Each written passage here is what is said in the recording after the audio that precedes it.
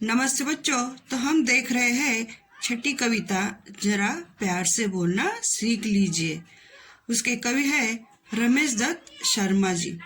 तो ये कवि रमेश दत्त शर्मा जी ने प्यार से बोलना, वाणी में शहद घोलकर बोलना, जुबा वक्त पर खोलना, कुछ कहने से पहले सोचना, जो कुछ बोलना चाहते हैं तो उस विचारों को तोलना सीखो, ये बताया है।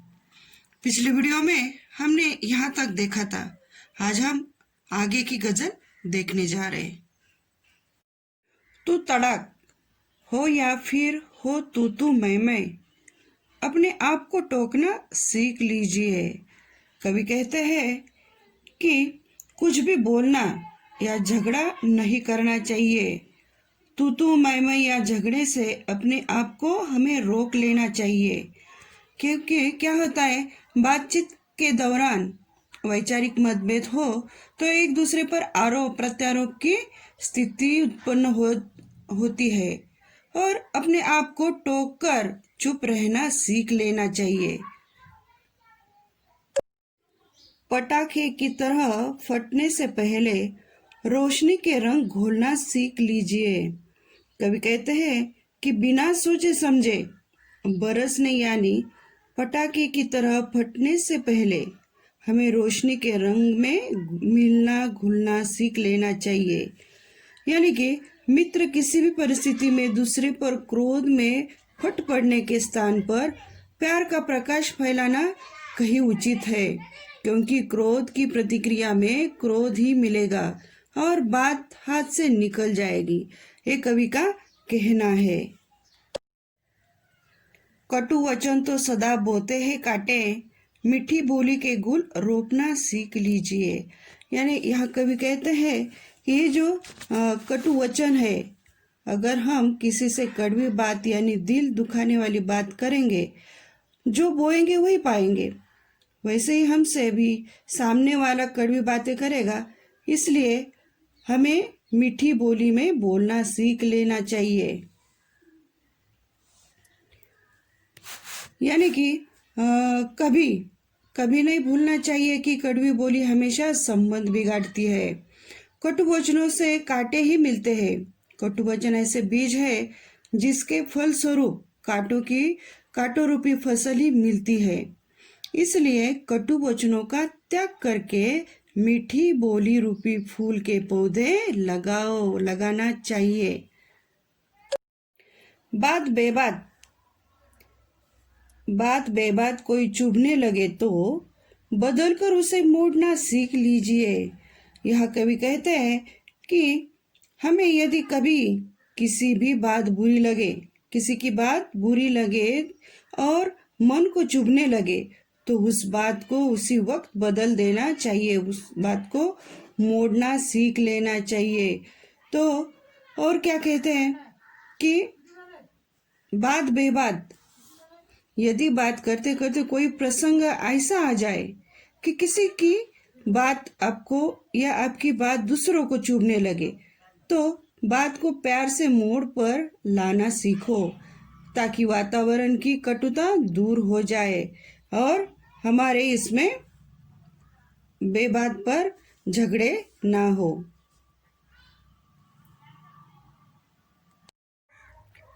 ये किसने कहा ओट सीकर के बैठो, जरूरत से मुंह खोलना सीख लीजिए। कवि कहते हैं कि हमेशा चुप बैठना सही नहीं। ये आपको किसने कहा है कि आप ओट सीकर बैठिए, लेकिन आवश्यकता हो तो वक्त आने पर मुंह खोलकर बोलना सीख लेना चाहिए। साथ ही इस बात का भी ध्यान रखना चाहिए कि हमें अनुचित बात पर ओट सीकर यानी चुप भी नहीं बैठना चाहिए।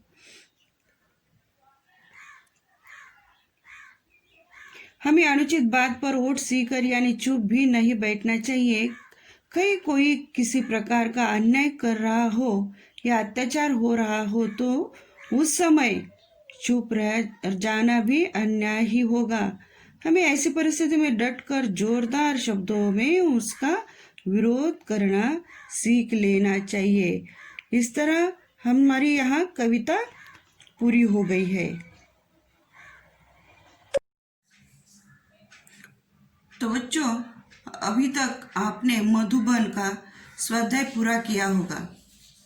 अब आज क्या करना है कि नए पेज के ऊपर छठी कविता जरा प्यार से बोलना सीख लीजिए, ये लिखना है।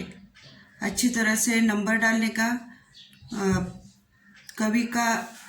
कविता का नाम डालने का, कवि का नाम डालने का। उसके बाद ये जो कविता है पूरी अच्छे हैंडराइटिंग में लिखना है, 2 बार पढ़ना है। और उसके बाद ये जो स्वाध्याय है शब्द वाटिका, ये शब्द वाटिका लिखना है। और उसके बाद ये जो आता है सूचना कृतियाँ करो, प्रवाह तालिका पूर्ण करो। तो इधर क्या क्वेश्चन है, कवि ने इन बातों को सीख लेने को कहा है। तो किन बातों को सीखने के लिए कहा है? तो वाणी में शहद घोलना, प्यार से बोलना, ख्यालों को खुद तोलना, अपने आप को टोकना, इन बातों को सीखने के लिए कहा है। और दूसरा प्रश्न है, चुप रहने के 4 फायदे लिखो। तो चुप रहने के कौन से 4 फायदे हैं?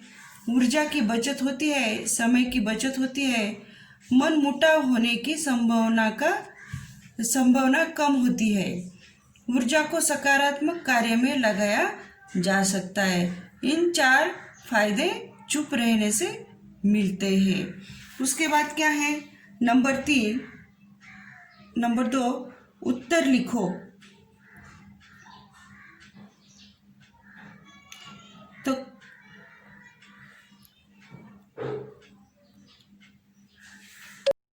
उत्तर लिखो। कांटे बोने वाले कटु वचन, चुभने वाली बात बेबात, फटने वाले फटाके की तरह।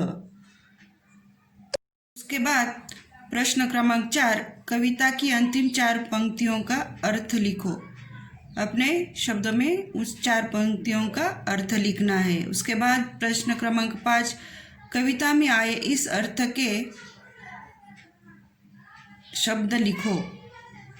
मधु, शहद, कड़वे, कटु, विचार, ख्याल, आवश्यकता, जरूरत। भारतीय एक शब्द है, उसका मूल शब्द है भारत, और उसको कौन सा प्रत्यय लगाया? ई। आस्थावान, ये मूल शब्द है उसका आस्था, और उसको प्रत्यय लगा है वान, आस्थावान।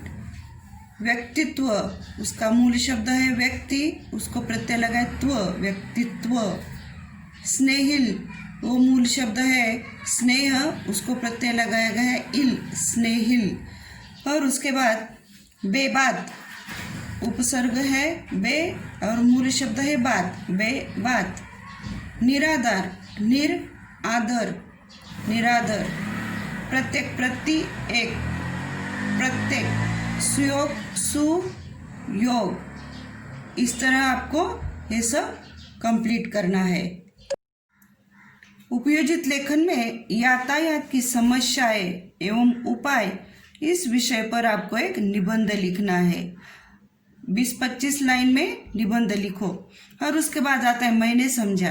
तो मैंने समझा, जो आपको समझ में आए, इस पोएम में जो आपको समझ में आया, वो आपके मन से एक पेज भर के पूरा कंप्लीट करना है, लिखना है।